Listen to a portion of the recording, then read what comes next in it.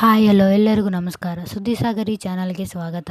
ರಾಮಾಚಾರಿ ಎಂದಿನ ಸಂಚಿಕೆಯಲ್ಲಿ ಏನಾಗ್ತಿದೆ ಅಂತ ನೋಡ್ಕೊಂಡು ಬರೋಣ ಬನ್ನಿ. ಅದಕ್ಕೂ ಮೊದಲು ಯಾರೆಲ್ಲ ನನ್ನ ಚಾನಲ್ಗೆ ಸಬ್ಸ್ಕ್ರೈಬ್ ಮಾಡಿಲ್ವೋ ಈ ಕೂಡಲೇ ಸಬ್ಸ್ಕ್ರೈಬ್ ಮಾಡ್ಕೊಳ್ಳಿ. ರಾಮಾಚಾರಿ ಮನೆಯಲ್ಲಿ ಚಾರುಗೆ ತಿಂಡಿ ತಿನ್ನಲು ಕೊಟ್ಟು ನೀವು ತಿನ್ನಿ, ನಿಮ್ಮ ಮಗುಗೂ ತಿನ್ನಿಸಿ ಅಂತ ಹೇಳ್ತಾನೆ. ಆಗ ಚಾರು ತಿಂಡಿಯನ್ನು ತಾನು ತಿಂದು ಪ್ರೀತಿಯಿಂದ ಮಾತಾಡ್ತಾ ರಾಮಾಚಾರಿಗೂ ತಿನ್ನಿಸ್ತಾಳೆ. ಇದನ್ನು ನೋಡಿ ರಾಮಾಚಾರಿ ಅಜ್ಜಿ ಅವರ ಪ್ರೀತಿ ನೋಡಿ ಅಜ್ಜಿಗೆ ಅವಳ ಗಂಡನು ಕೂಡ ನನ್ನನ್ನು ಹೀಗೆ ಪ್ರೀತಿಯಿಂದ ನೋಡ್ಕೋತಾ ಇದ್ದ ಅಂತ ಹೇಳಿ ಅವರಿಗೆ ದೃಷ್ಟಿ ತೆಗಿತಾಳೆ. ಆಗ ರಾಮಾಚಾರಿ, ಚಾರು ಮೇಡಮ್, ನೀವು ಇನ್ನು ಮೇಲೆ ನೆಲದ ಮೇಲೆ ನಡೆಯುವಂತಿಲ್ಲ, ನಾನು ತಾತನಿಗೆ ತಕ್ಕ ಮೊಮ್ಮಗ ಅಂತ ಪ್ರೂವ್ ಮಾಡ್ಕೋತೀನಿ ಅಂತ ಹೇಳಿದಾಗ ಎಲ್ಲರೂ ನಗ್ತಾರೆ. ಆಗ ಅಜ್ಜಿ, ಇಷ್ಟು ಜಾಸ್ತಿ ಪ್ರೀತಿ ಮಾಡಬೇಡಿ, ಯಾರಾದರೂ ಕೆಟ್ಟ ಕಣ್ಣು ಬಿದ್ದಿತ್ತು ಅನ್ನೋ ಭಯ ನನಗೆ ಅಂತ ಹೇಳ್ತಾಳೆ. ಆಗ ಚಾರು ಅಜ್ಜಿಗೆ, ನಿಮ್ಮ ಪ್ರೀತಿ ನಿಮ್ಮ ಆಶೀರ್ವಾದ ನಮ್ಮನ್ನು ಕಾಯ್ತಾ ಇರುವಾಗ ನಮಗೆ ಯಾರ ಕೆಟ್ಟ ದೃಷ್ಟಿನೂ ತಾಗಲ್ಲ, ನೀವೇನು ಹೆದರ್ಕೋಬೇಡಿ ಅಂತ ಹೇಳ್ತಾಳೆ. ಇತ್ತ ಮಾನ್ಯತನ ಮನೆಯಲ್ಲಿ ಮಾನ್ಯತ ಸೆಕ್ಸೆಂತನಿಗೆ ಮಾಡಿದ ಮೋಸಕ್ಕೆ ಆತನಿಗೆ ಬೈತಿರ್ತಾಳೆ. ಆಗ ರುಕು, ಮಾನ್ಯತ ಅವರು ನಿಮ್ಮನ್ನು ಎಷ್ಟು ನಂಬಿದ್ರು, ಅವರೇನೆ ಏಮಾರಿಸ್ಬಿಟ್ರಲ್ಲ ಅಂತ ಹೇಳ್ತಾಳೆ. ಆಗ ಸೆಕ್ಸೆ, ನಾನೇನು ಮಾಡಿದೆ ಅಂತ ಕೇಳ್ತಾನೆ. ಆಗ ಮಾನ್ಯತ, ನನ್ನ ಮಗಳು ನನಗೆಲ್ಲ ಪ್ರೂಫ್ ಸಮೇತ ಹೇಳಿದ್ದಾಳೆ, ನೀನು ನನಗೆ ಯಾವ ಥರ ಮೋಸ ಮಾಡಿದ್ಯಾ, ಆಗಲೇ ನಿನ್ನನ್ನು ಹುಡ್ಕೊಂಡು ಬಂದು ಶೂಟ್ ಮಾಡಿ ಸಾಯಿಸಬೇಕು ಅಂತ ಮಾಡಿದ್ದೆ ನಾನು.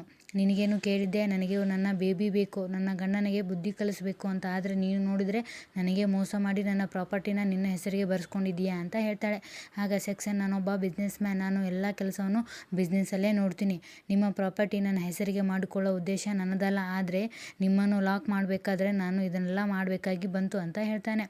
ಆಗ ಮಾನ್ಯತ, ನೀನು ಏನು ಹೇಳಿದರೂ ನಾನು ಒಪ್ಪೋದಿಲ್ಲ ಅಂತ ಹೇಳಿದಾಗ ಆಗ ಸೆಕ್ಸನ್, ಈಗ ನಾನು ಏನು ಮಾಡಬೇಕು ಹೇಳಿ ಅಂತ ಹೇಳಿದಾಗ ಜೆ.ಕೆ, ನೀವು ಏನು ಮಾಡೋದು ಬೇಕಾಗಿಲ್ಲ, ಇಲ್ಲಿಂದ ಹೋದರೆ ಸಾಕು ಅಂತ ನಮ್ಮ ಮೇಡಮ್ ಹೇಳ್ತಾರೆ ಅಂತ ಹೇಳ್ತಾನೆ. ಆಗ ಸೆಕ್ಸನ್, ಈಗ ನಿಮಗೆ ಏನು ಹೇಳಿದರೂ ಪ್ರಯೋಜನ ಇಲ್ಲ ಅಂತ ಅಲ್ಲಿಂದ ಹೊರಡ್ತಿದ್ದಾಗ ಮಾನ್ಯತ, ನಿಲ್ಲು ಸೆಕ್ಸನ್ ಅಂತ ಹೇಳಿ, ನಾನು ಮತ್ತೆ ಎಷ್ಟು ಪೇಪರ್ಗೆ ಬೇಕಾದರೂ ಸಹಿ ಮಾಡಿಕೊಡ್ತೀನಿ, ಆದರೆ ಆ ರಾಮಾಚಾರಿ ಸಾಯಬೇಕು, ನನ್ನ ಮಗಳು ಹೊಟ್ಟೆಲಿರುವ ಆ ರಾಮಾಚಾರಿನ ಮಗುನ ಸಾಯಿಸಬೇಕು ಅಂತ ಹೇಳ್ತಾಳೆ.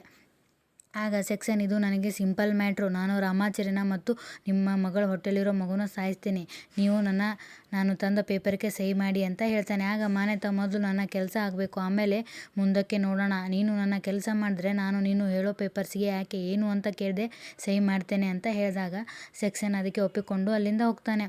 ಇತ್ತ ಚಾರು ರಾಮಾಚಾರಿಗೆ, ನಮ್ಮ ಎದುರಿಗೆ ಇರುವ ವ್ಯಕ್ತಿ ದೊಡ್ಡ ಬಲ ಇರುವ ಶತ್ರು, ಅವನಿಗೆ ಸಹಾಯ ಮಾಡೋಳು ನಮ್ಮ ಅಮ್ಮ, ಹೀಗಾಗಿ ಆ ಶತ್ರುಗೆ ದೊಡ್ಡ ಶಕ್ತಿ ಇರುತ್ತದೆ, ಅವರ ವಿರುದ್ಧ ನಾವು ಹೋರಾಡಿ ಗೆಲ್ಲಬೇಕು, ಡ್ಯಾಡ್ ಮೇಲೆ ಇರುವ ಆರೋಪನ ಸುಳ್ಳು ಅಂತ ಪ್ರೂವ್ ಮಾಡಿ ಅವರನ್ನು ಜೈಲಿಂದ ಹೊರಗೆ ತರಬೇಕು, ದುಷ್ಟ ಜಂತುಗಳನ್ನು ಜೈಲಿಗೆ ಕಳಿಸ್ಬೇಕು, ಇಷ್ಟೆಲ್ಲ ಆಗಬೇಕಾದ್ರೆ ನಾವು ಏನು ಮಾಡಬೇಕು ರಾಮಾಚಾರಿ ಅಂತ ಕೇಳ್ತಾಳೆ. ಆಗ ಮುರಾರಿ ಅಲ್ಲಿಗೆ ಬಂದು, ನಿಮಗೆ ಒಂದು ದಾರಿ ಸಿಕ್ಕೇ ಸಿಗುತ್ತೆ ಅತ್ತಿಗೆ ಅಂತ ಹೇಳ್ತಾನೆ.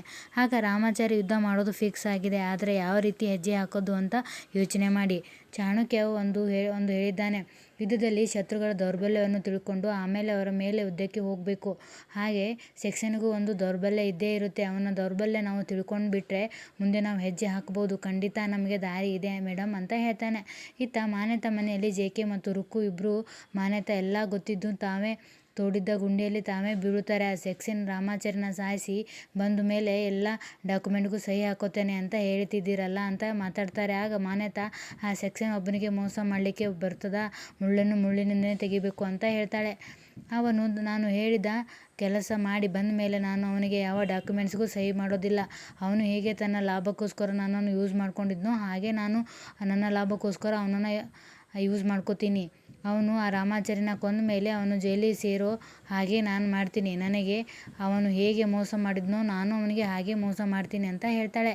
ಇತ್ತ ರಾಮಾಚಾರಿ ಮನೆಯಲ್ಲಿ ಮುರಾರಿ ರಾಮಾಚಾರಿಗೆ ಸೆಕ್ಸನ್ನ ಹೆಂಡತಿ ಮಕ್ಕಳಿಗೆ ಕಿಡ್ನಾಪ್ ಮಾಡಿ ಅವನಿಗೆ ಭಯ ಹಾಕಿ ಅವನಿಂದ ನಾವು ನಮಗೆ ಬೇಕಾದಲ್ಲಿ ಸಹಿ ಮಾಡಿಸ್ಕೋಬಹುದು ಅಂತ ಉಪಾಯ ಹೇಳ್ತಾನೆ. ಅದಕ್ಕೆ ರಾಮಾಚಾರಿ ಮತ್ತು ಚಾರು ಒಪ್ಪೋದಿಲ್ಲ, ಅವನು ಕೆಟ್ಟ ದಾರಿಲಿ ಹೋಗಿದ್ದಾನೆ ಅಂದರೆ ನಾವು ಕೆಟ್ಟ ದಾರಿಲಿ ಹೋಗಿ ಗೆಲ್ಲೋದು ಸರಿಯಲ್ಲ, ನಾವು ಹಾಗೆ ಮಾಡಿದರೆ ನಮಗೂ ನವದೀಪಗೂ ಏನು ವ್ಯತ್ಯಾಸ ಇರುತ್ತೆ ಅಂತ ಹೇಳ್ತಾರೆ. ಇತ್ತ ನವದೀಪನ ಪಿ.ಎ ಅವರು, ನೀವು ಮಾನ್ಯತನ ಡೀಲ್ಗೆ ಒಪ್ಕೊಂಡ್ರಿ, ರಾಮಾಚಾರಿನ ಸಾಯಿಸಿಬಿಡ್ತೀರಾ ಅಂತ ಕೇಳ್ತಾನೆ. ಆಗ ನವದೀಪ್, ನಾನು ರಾಮಾಚಾರಿನ ಮರ್ಡರ್ ಮಾಡಿಸ್ತೀನಿ, ನಾನು ಈ ಕೆಲಸ ಮಾಡದೆ ಹೋದರೆ ಮಾನ್ಯತ ಬೇರೆ ಯಾರಿಗೆ ಈ ಕೆಲಸ ಕೊಟ್ಟು ಮಾಡಿಸ್ತಾಳೆ, ಆಗ ನಮಗೆ ಏನೂ ಲಾಭ ಆಗೋದಿಲ್ಲ, ಅದರಿಂದ ನಾನು ರಾಮಾಚಾರಿನ ಮರ್ಡರ್ ಮಾಡಿ ಅವಳಿಂದ ಆಸ್ತಿ ಡಾಕ್ಯುಮೆಂಟ್ಸ್ಗಳಿಗೆ ಸಹಿ ಮಾಡ್ಕೋತೀನಿ ಅಂತ ಹೇಳ್ತಾನೆ. ಆಗ ಅವರು, ನೀವು ರಾಮಾಚಾರಿನ ಮುಗಿಸಿ ಸಹಿ ಮಾಡು ಅಂತ ಹೋದಾಗ ಅವಳು ಆಗಲ್ಲ ಅಂತ ಹೇಳಿದರೆ ನೀವೇನು ಮಾಡ್ತೀರಿ ಅಂತ ಕೇಳ್ತಾನೆ. ಆಗ ಸೆಕ್ಷನ್ ನಾನು ಅವಳನ್ನು ಸಾಯಿಸ್ತೀನಿ. ಈಗ ನಾನು ಯೋಚನೆ ಮಾಡಬೇಕಾಗಿರೋದು ಆ ರಾಮಾಚಾರಿನ ಹೇಗೆ ಕೊಲ್ಲಬೇಕು ಅಂತ ಹೇಳ್ತಾನೆ. ಇತ್ತ ಮನೆಯಲ್ಲಿ ರಾಮಾಚಾರಿ ಇನ್ವೆಸ್ಟಿಗೇಟರ್ ಮತ್ತು ಕ್ರೈಮ್ ರಿಪೋರ್ಟರ್ ಮತ್ತು ಅದು ಆದ ಪುರುಷೋತ್ತಮ್ ಎನ್ನುವರಿಗೆ ಫೋನ್ ಮಾಡಿ ತನ್ನ ಪರಿಚಯ ಮಾಡಿಕೊಂಡು, ನನ್ನ ಸ್ನೇಹಿತ ನಿರಂಜನ್ ಅವರು ನಿಮ್ಮ ಬಗ್ಗೆ ತುಂಬ ಹೇಳಿದ್ದಾರೆ. ನೀವು ತುಂಬ ಫೇಮಸ್ ಜರ್ನಲಿಸ್ಟ್.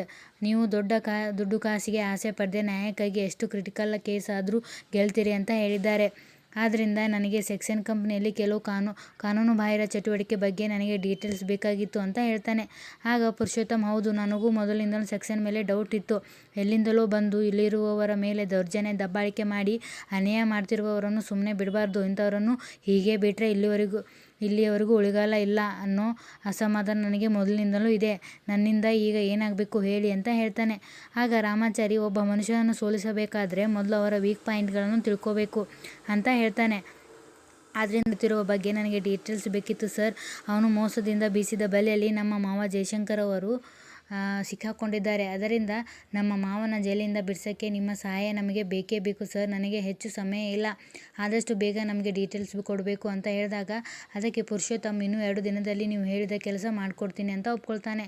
ಆಗ ರಾಮಾಚಾರಿ ಚಾರುಗೆ, ಪುರುಷೋತ್ತಮ್ ಅವರು ಮಾಡಿದ ಒಳ್ಳೆಯ ಕೆಲಸದ ಕುರಿತು ಮಾಹಿತಿ ಹೇಳಿ, ನೀವು ಯಾವುದರ ಬಗ್ಗೆನೂ ಯೋಚನೆ ಮಾಡಬೇಡಿ. ಈಗ ನಮಗೊಂದು ದಾರಿ ಸಿಕ್ಕಿದೆ, ಎಲ್ಲ ಒಳ್ಳೆಯದೇ ಆಗುತ್ತೆ ಅಂತ ಚಾರುಗೆ ಸಮಾಧಾನ ಮಾಡ್ತಾನೆ. ಇತ್ತ ಸೆಕ್ಷನ್ ಮನೆಯಲ್ಲಿ ರಾಮಾಚಾರಿನನ್ನು ಮತ್ತು ಅವನ ಮಗನು ಸಾಯಿಸೋದು ಹೇಗೆ ಅಂತ ಪ್ಲ್ಯಾನ್ ಮಾಡ್ತಾ ಕೂತಿರ್ತಾನೆ.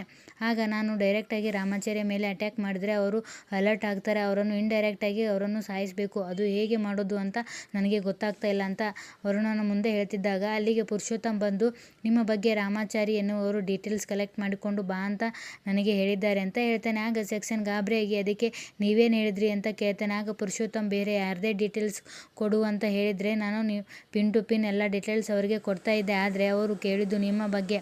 ಆದರೆ ನಿಮ್ಮ ಬಗ್ಗೆ ನನಗೆ ಗೊತ್ತಿರೋ ಇನ್ಫಾರ್ಮೇಷನ್ ಅವರಿಗೆ ಕೊಡೋಕ್ಕಾಗುತ್ತಾ? ಅದು ಸಾಧ್ಯನೇ ಇಲ್ಲ ಅಂತ ಹೇಳಿದಾಗ ಸೆಕ್ಷನ್ ಪುರುಷೋತ್ತಮನಿಗೆ ಹಣ ಕೊಟ್ಟು ಅವನಿಗೆ ನೀನು ಏನು ಸಹಾಯ ಮಾಡಬೇಡ ಅಂತ ಹೇಳ್ತಾನೆ. ಇಲ್ಲಿಗೆ ಸಂಚಿಕೆ ಮುಕ್ತಾಯವಾಗ್ತದೆ. ಈ ಸಂಚಿಕೆ ನಿಮಗೆ ಇಷ್ಟ ಆದರೆ ದಯವಿಟ್ಟು ಒಂದು ಲೈಕ್ ಕೊಡಿ. ಧನ್ಯವಾದಗಳು.